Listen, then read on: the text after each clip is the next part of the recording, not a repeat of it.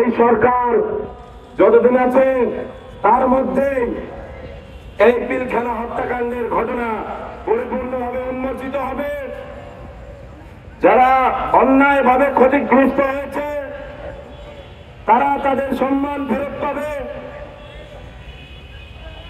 এবং যারা এখনো জেলবন্দী রয়েছে অন্যায়ভাবে তারা মুক্তি পাবে। আমরা মনে করি 24-এর গণ অভ্যুত্থানে আমরা যারা ছিলাম,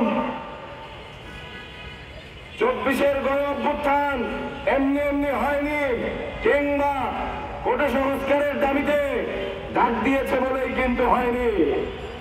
এইখানে বহু মানুষের চাপা ক্ষোভ, চাপা কষ্ট, বহু মানুষের আত্মবলিদান জড়িত ছিল, যার ফলশ্রুতিতে 2024 সালে এত বড় গণ অভ্যুত্থান সংঘটিত হয়েছে।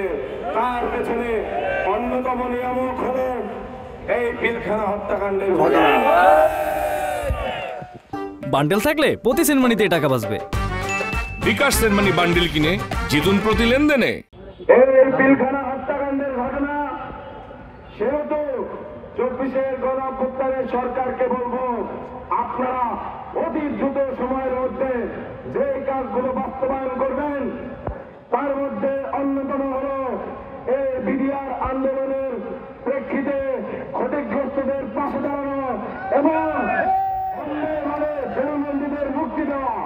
আপনি শুধু নির্বাচন দেওয়ার জন্য উপদেষ্টার চেয়ারে বসেন নাই,